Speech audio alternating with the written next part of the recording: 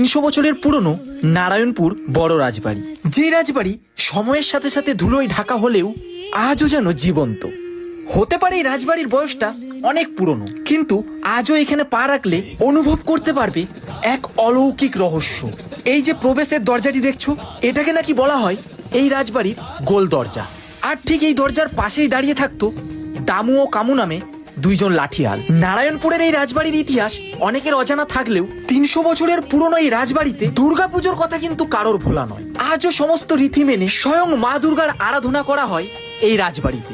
তাই প্রত্যেকবার পুজোর সময় এই জায়গা যেন আরো এক নতুন ইতিহাস সৃষ্টি করে। সত্যি এই রাজবাড়ির ভেতরে পা রাখার পরেই যেন মনে হবে এক অন্য যুগে আমরা পা রাখলাম। আর ঠিক এই কারণেই আজও এই রাজবাড়িতে নাকি বহু দূর দূরান্ত থেকে মানুষজন ছুটে আসে। তবে এই রাজবাড়িটা এতটাই বড় যে তার পেছন দিকে যদি তোমরা যাও না, দেখবে রয়েছে সুন্দর একটি দামোদর বাড়ি, যার পাশেই বিরাজ করছেন স্বয়ং দুটো মন্দিরে মহাদেব।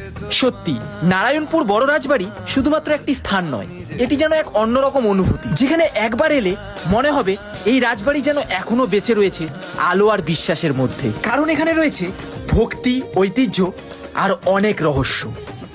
আচ্ছা দাদা, আমরা এই মুহূর্তে যে রাজবাড়ির সামনে দাঁড়িয়ে আছি, এই রাজবাড়ির নাম কি? এই রাজবাড়ির নাম হচ্ছে বড় বাড়ি, হদলানপুর বড় রাজবাড়ি। আচ্ছা, এটা কত বছরের পুরনো? এটা 250 থেকে 300 বছরের পুরনো রাজবাড়ি, অনেক বছরের পুরনো। আমাদের গোল দরজা, মেন দরজা দিয়ে ঢোকার পরই আমাদের মেন হচ্ছে আমাদের দুর্গা মন্দির। পর্যটকরা এমনি কি সারা বছর এখানে আসতে পারে? হ্যাঁ, সারা বছর আসতে পারে, কোনো অসুবিধা কিছু নেই। তাহলে একদিনের ছুটিতে এরকম সুন্দর একটা রোমাঞ্চকর জায়গা থেকে অবশ্যই ঘুরে আসতে পারো।